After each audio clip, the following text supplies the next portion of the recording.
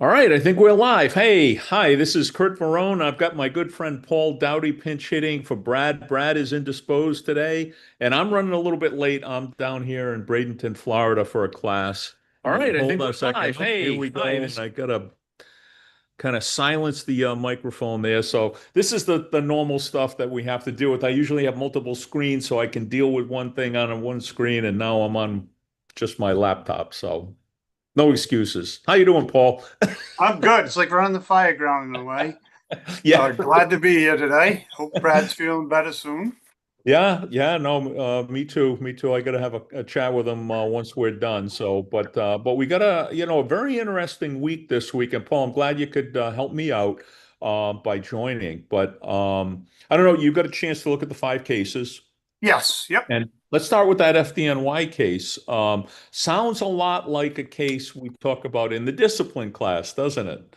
It does. In fact, a couple of them really, Yeah. both in 2003 and 2009. So I looked at it through sort of the culture lens, and if you, for those viewers that can remember the '03 and '09 cases, there was extensive cover-ups involved in both of those, and maybe perhaps arguably some more serious injuries as well. But at least in this case, I think we've seen over. It's been quite a while, 20 years, but the culture has changed, and it seems like it was reported immediately and Mhm. more mainstream. And these things are going to happen when you have type A personalities and 10,000 employees. Well, it happens with people making multi-million dollars that get in a locker room fight, you Good know, point.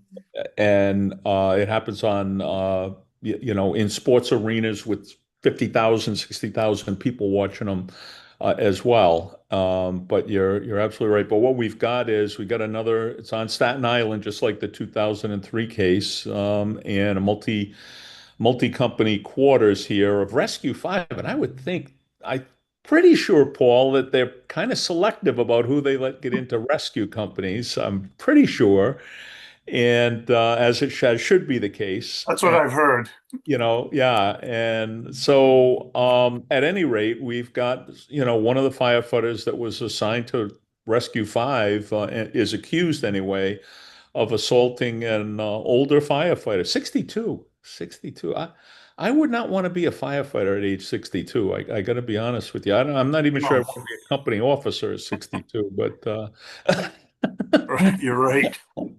not saying we endorse age discrimination, Well, it but certainly is a young person's job. it's a tough job even in your 20s and 30s. I mean, it's like being a pro athlete. It really is. And now in your 40s, I know there was things that happened to me in my 20s that I get up the next day and shake it off, that I'm in my 40s and it's a week to shake it off. And then you're There's no 50, more shaking it off. your 50s, it's you fall down a flight of stairs or whatever it may be, or somebody pulls a ceiling on your head, and it's tougher as you get older. But at any rate, 62-year-old firefighter, and they said firefighter, so I'm assuming it wasn't an officer. Uh, Agreed. but anyway, and I tried to get a copy. There's no press releases. I didn't find one FDNY. Didn't find one from the prosecutor's office, which is kind of common. They usually will come out with something. And but I did go into the court record on Richmond County Supreme Court, the criminal division of that court, and those are the four charges. Hmm. I'm assuming, I believe he hit him with a chair, and I'm assuming, I know there's a lot of speculation, including some of the traditional media outlets speculating that there was a weapon. I'm thinking the weapon was a chair. Yeah, Yeah, sure.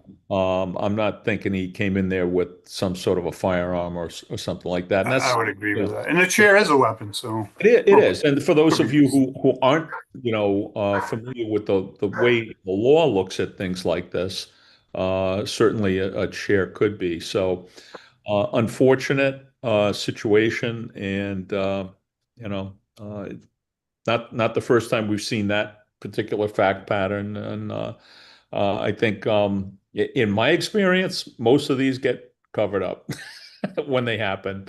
Uh, Probably not a good idea to try to, because, right, the cover up is Right. often worse than. Worse than the crime. so it's unfortunate. So, but that's that case. So, next one, how about you up on this next one here, the FLSA suit out of North Carolina? Yeah, this is a district court case for the Western District of North Carolina. Yeah. Looks like two firefighters against the Robinson Volunteer Fire Department. Yeah, and I Um, covered it. I covered it back when the suit was filed, and the facts have sort of shaken out a little bit differently. But it looks like these guys, I'm not sure if they were volunteers who ended up getting paid part-time or they were full-time firefighters for a volunteer fire company, but apparently they weren't paid overtime, and they claim that as soon as they complained about it, one of them was fired, and the other one, I don't know, was retaliated against. So they were alleging wrongful termination, retaliation, and the case was settled. So there's some advantages that municipal fire departments get that companies like Rural Metro or some of the other private companies, private fire departments, and certainly volunteer fire companies don't get under the FLSA. They cannot take advantage of 207K.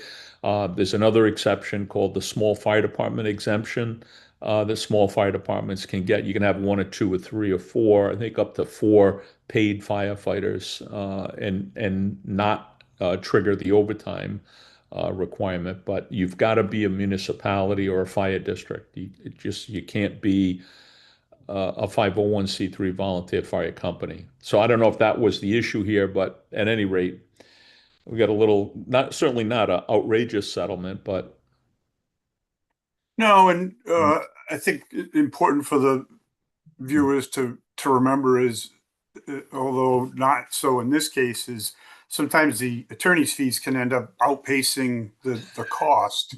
And in this as it case, should be, as it should be. yes, right. Someone's got to protect those folks. Um, So this goes through the requirements of how do they find if it's a just settlement. So mhm, the merits of the case looks like they were using a variable hour formula to establish when your overtime is triggered. And mhm, with the complexities that are involved with FLSA, it's probably something that unless you're really familiar with it, it's easier to keep it on the straight and narrow.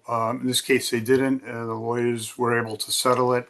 But the smaller the class, so in this case, it was a class of two people, the attorney's fees are going to be the same often, mhm. uh, at least in sort of the legal research, whether it's a two-person class or a 20-person class Yeah. of plaintiffs.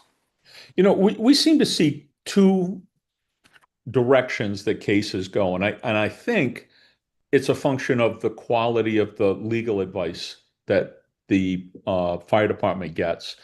And some of them, and Paul, I think, as a former union president, you're very familiar with this, that they fight you tooth Need and nail, plaintiff. tooth and nail, unnecessary motions and delays and all those gamesmanship. And then you end up with legal fee that you got to pay for the plaintiffs of several $100,000. And then we have attorneys that, and this is what we recommend in our programs, is that you do the math as quick as you can. Do the math and figure out what you owe and get it settled. And it's going to reduce your costs. It's going to reduce any attorney's fees you're going to have to pay. You're going to have to pay it anyway. It's simple math, Right. okay? And get it paid because, and this is one of the things Brian Massat emphasizes, the longer the plaintiff's attorney has access to the records, the more he's going to find other violations. And at the end of the day, you're going to end up, paying more. Whereas if you come forward with a reasonable settlement relatively quickly and everybody can agree, the case is over. You minimize your attorney's fees and all that. Nobody likes to lose a case. Nobody likes to have to pay out to settle a case. But I just see, and this one looks like it was well handled from the fire department's perspective. I guess that's my 2 cents. Yeah, I wouldn't underestimate the effect that goodwill can have in early settlements. I think you get a discount sort of from the plaintiff's point of view, where if Mhm. you make me fight for months and weeks, years in some Yes. cases, I'm much less likely to settle than Yeah. if I bring a claim and we may have some room to disagree, but we can come to a conclusion that works well for both parties. I mean, that's really the definition of a good settlement. And so speed, or the length of time that you have to sit at the table waiting for the, usually it's a city that takes a longer time to come back with an offer that's palatable. I think they end up paying more for it later on in a lot Yeah. of cases. And I think we both are probably think of the same law firm that just grinds these cases. They grind them, they grind them. And in the meantime, they're telling the client, oh, we're gonna fight, we're gonna win, we're gonna win. You're not gonna win. You're not gonna win this, right? Especially, And I'll be careful here, but for outside legal counsel that are advising cities and fire departments, Mhm. they're making the money on the hours typically, or unless they have a retainer agreement, but Right. almost hours are almost certainly a factor of it. Where on the plaintiff side, it's the settlement. So you've got kind of a difference in at least the money making, and we're just going to call it like we see it, how the money gets made for the attorneys, and they should be paid, but it's really diametrically opposed. One gets an advantage the longer it goes, the other Mhm. gets advantage for the larger settlement. Yeah. All right, let's move on to this Arkansas case. Really interesting. I end up talking about First Amendment law both as its own issue, but also as it relates to social media. And this is a really I don't know if you had a chance to read the decision or go through the highlights of it, but I did, and I think this is really, if you were looking for a primer on social media First Amendment law for all the viewers, this is a really short, well-written, concise definition of sort of the intersection of Pickering, First Amendment, and an employee's right to speak on matters of public concern. So it really lays it out. I think probably the best decision I've seen, at least recently, in 4 pages. It it really does simplify it. It expounds. does simplify it. Yes, And we can't say that every court is going to apply it, all the other circuits are going to apply true. it the exact same way. But this really it does simplify things quite a bit. So you wanna dive into it, or I'll take Yeah, it. this is a firefighter that posted a black and white photograph on social media of a how do they describe it? I guess it's a Silhouette of a baby. silhouette of a baby with a, let's say, noose or rope I'm around his neck. assuming it was a A noose. noose. The court defines it as a noose around the neck. Um, and then the mayor and others are Well, I think rightly it's the fact concerned. that right off the bat, you got this factual question about is it about anti-abortion? Is it a black and white photo Or the of noose, essentially a person who believes passionately that abortion is murder, which and was the case and this in is this is Melton for the depicting it, plaintiff, right? Or is it actually a racist picture? And because it was a black and white photo, the baby was black and it had a noose around its neck, which is another symbol of racism. So, and then even if you agree with the firefighter, um, was it racially insensitive? That even if that's what you were trying to say, you still can't ignore the racial component of it. So you've got all these things, and well, go ahead. You got the mayor, getting involved in it. yeah, just to back up. So Melton is a plaintiff. He's a pro-life evangelical Christian. So it does kind of go down that line Mhm. with the discussion on abortion. And then the court describes it as a noose around the neck of a child in a black and white photograph. Mhm. So create some issues. The case outlines it at the mayor's office level, where he gets a lot of calls, and he describes a firestorm that's created. But the court really does a good job of looking at the first of the two threshold issues before they get to any balancing, and that is, for the plaintiff, for Melton, he can only bring a claim for retaliation if he was speaking as a citizen on a matter of public concern. So there's no evidence that says he was not misrepresenting himself that he had any fire department paraphernalia in the background, or portrayed himself as in any way as a spokesperson for the fire department. So the court quickly gets past that, and then obviously the abortion feelings of him and others are truly matters of public concern. And then where someone does find that, then it shifts to the government to say that the speech that Melton in this case uh, spoke on created a workplace disharmony, impeded his performance, impaired working relations, and so on and so forth. And then the court, I think, really takes an in-depth look at that second tier, and they said, was it actual disharmony, or was there a reasonable belief that it was going to cause that? And this is the appeals court, so it's the Eighth Circuit Court of Appeals for the United States, and they say that no, the mere thought that it might is a huge distinction between actual disharmony and a reasonable belief that it's going to cause disharmony. And I thought that was pretty enlightening for anybody that, takes a look at these or is trying to find the middle ground on what their own department's social media policies kind of start from, and where they end up in terms of enforcement. Yeah, and the language we recommend, it comes from some of the Supreme Court cases, but it talks about the fire department is going to have to prove that the speech caused actual harm or disruption to the mission and function of the fire department.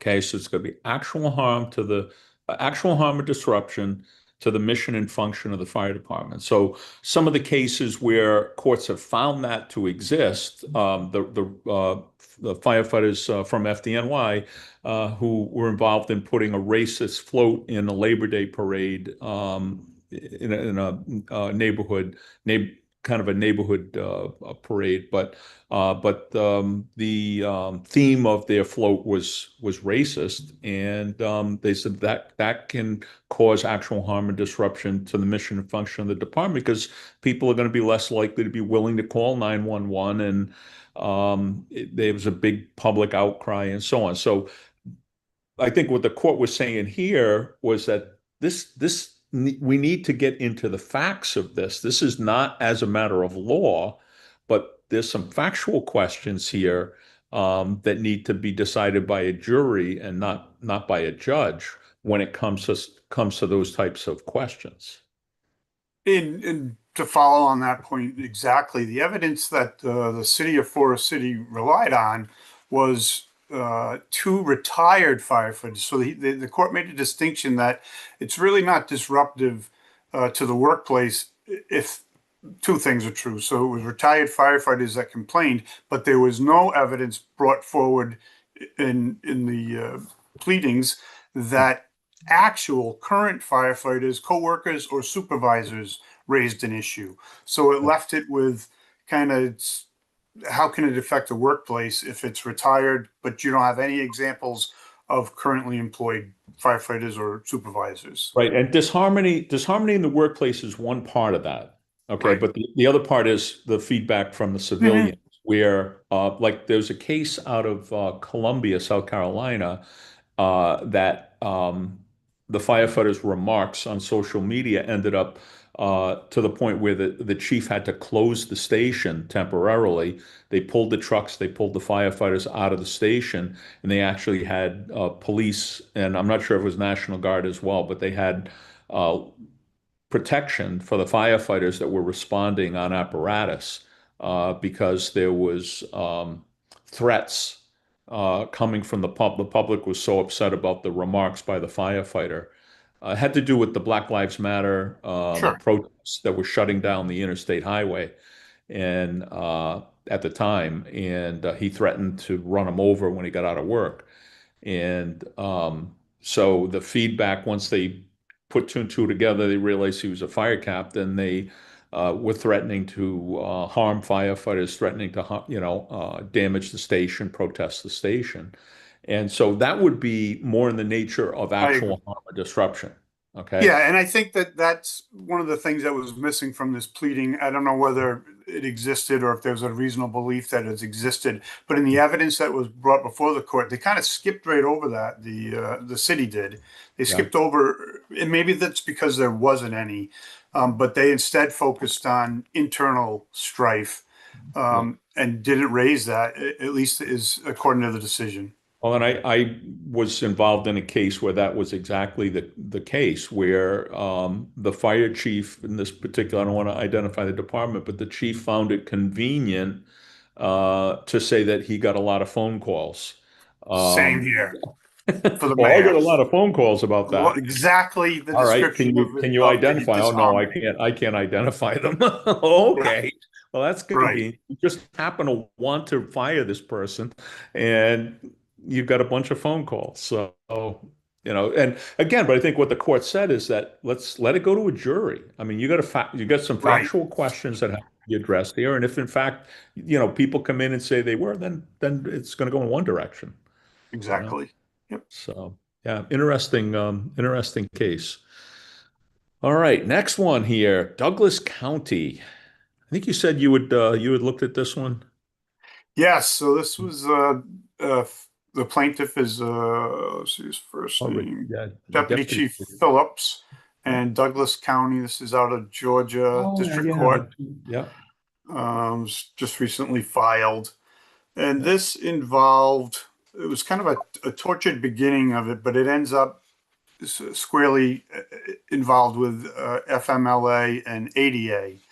Mhm. And then sort of in the background were these state requirements to maintain certification as a firefighter Yeah. that were, uh, at least in my words, conditions of employment. So you had to keep your an annual state certification that revolved around a couple of hazmat certifications and a Mhm. PAT or a physical abilities test.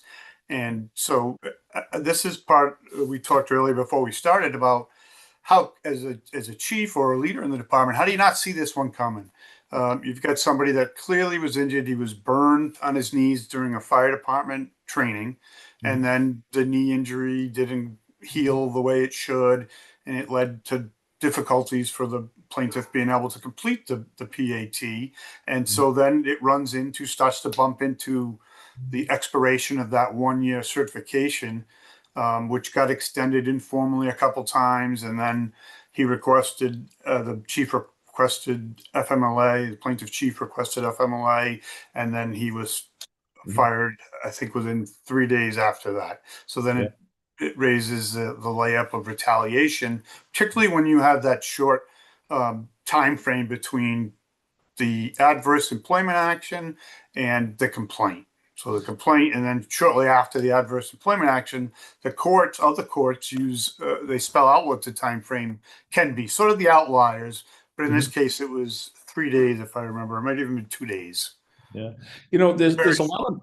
lot of moving parts in this one that I'm not sure I fully understand. There was a change in fire chiefs, and it seemed like the Yep. original fire chief was being Working pretty. with them. Yeah, he was working with them, and sort of like you said, it's sort of an informal agreement, also with the state, with the person who was Right. in charge of it, the state to say, all right, we can extend it a little bit, and then a new chief comes in and says, oh no, you had a year and it's all over, and that coupling of that you're gone with the FMLA request too, and I would think there's another. Again, we don't know all the facts here, but there's another avenue that I think, from my perspective, I would have taken if I was representing the deputy chief, and it's workers' comp. That this is almost like a workers' comp retaliation. And Paul, we don't have it in Rhode Island, and I know in Europe and Maine. I'm not sure if the firefighters are under workers' comp in Maine. Do you know? Yes, Uh, sir. that they're under workers' comp. So Yes. workers' comp very often, now it's not intended for fire departments, okay? It's intended for the proverbial abusive employer who is going to fire somebody if they put in for workers' comp. So but the bottom line is, the way it's worded is you can't retaliate against somebody for making a workers' comp claim. And I'm not sure of the Georgia law. I'm not sure why. I know if I was an attorney handling a case like this in Rhode Island under workers' comp, I would be including an allegation of workers' comp retaliation because now you're penalizing us. Now, in Rhode Island, we have 4519(1), which is a state law that allows firefighters certain protections when they're hurt at work, when it's a line of duty injury. And I would think I'd be claiming that in Rhode Island anyway, it was a violation of 4519(1). I So, think there's, I'll also add this point. I don't know if you saw the first footnote, but there's a little inside baseball going on. This was before a magistrate judge, and his first yep. footnote was defense counsel's firm, who was representing the county, has now failed to respond to a plaintiff's statement of facts in multiple cases before the undersigned in recent months. And he goes on to list those cases. Counsel would be well served to consider ending this practice given the outcome of their present motion.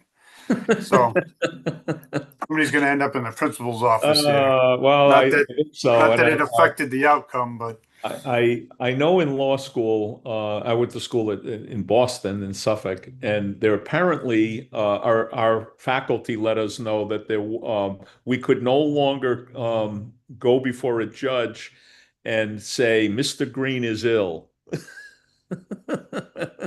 Mr. Green is ill because apparently at one time in Boston, you'd go before the judge and you'd say to the judge, "Mr. Green is ill." And what that meant was the client hasn't paid me yet. We'd like a continuance until Mr. Green gets better. Right.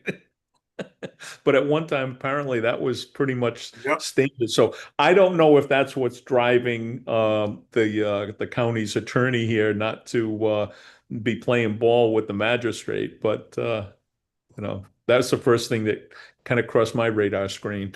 right. But pretty unusual to see it written out as the first footnote. I'm not sure the message was received, but the message was sent. All right. And then the last one we got, it's funny, when I was doing this, I was thinking Brad was going to be, be able to, because Brad now, he's moved to Florida. He still is practicing Ah, in New York, but he's doing quite a few things down here in Florida. And, we don't see a lot of this particular type of action in Rhode Island. I know at the Station nightclub, there's been a couple of fires where these types of things were taken advantage of. But bottom line is what we have is we have the driver of a vehicle that was involved in an accident, and according to the allegations, let's call it Vehicle A, and I think Vehicle A is Mickey Day's vehicle. right. Mickey Day, here we go. Mickey, he's on my shoulder, Mickey Day, but he got in an accident with another vehicle. EMS responds. They're talking to both of them. Mickey Day ends up getting transported. The other driver ends up apparently taking off before the police get there, but he wants a copy of the report with at least the person's name and some sort of identifiers. And the fire department is apparently Mickey wants just Mickey Mickey. wants to report. The police, I'm not sure what they were doing. Sometimes police are busy and, They were busy, I you can think. tell they're busy because you can see them like a couple of blocks away, sneaking away. They're trying to like hide from you, but that's another story. But at any rate, the police did not get there quick enough and the other driver took off. And so it's basically a lawsuit, but it's intended to obtain records that may be relevant to a legal proceeding. And again, I've seen this in not so much looking for documents, but attorneys have filed it in fatal fire situations, trying to preserve their right to access the scene to determine the cause and origin or help concern. I don't know if you've got more experience in that than I have. Yeah, that's pretty unusual, but I think the circumstances call for it. I think what would really bring this into relief is the contrast. Normally, the suit's filed, and then there's discovery. Sometimes it can be extensive. So things that you would normally learn after the suit was filed could not be learned in this case because Mickey Day doesn't know who to sue. And the only people apparently that know who he might be able to sue are the EMS fire department providers. So it's an interesting interesting in terms of a discovery tool, even though it is the lawsuit to start with. Right, and it's going to come down to HIPAA, assuming that they Right. have. Now, there's a factual question: do they even have the information? Okay, so they may not Oh. have the information, Or it but might not be accurate, right? right, but if Fake they do name. have the information, and we actually got a question, and I'm gonna save it for Brad because Brad, just so you know, Brad before he went to law school, his dad was an attorney, but before he went to law school, he worked on Boston EMS, and then he worked on when he was not Boston EMS, one of the private ambulances that did EMS for the city of Boston. So while he was in an undergrad, and then he worked in law school, he went to Tulane for law school, and he worked for the EMS in New Orleans.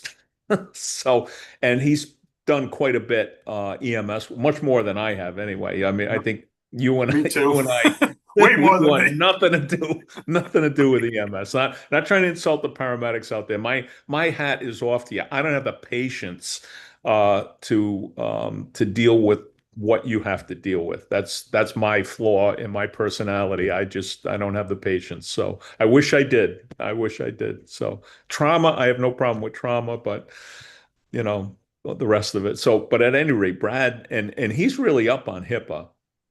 And so I'm thinking there's going to be some ability to reveal some of the information. But I got kind of sidetracked.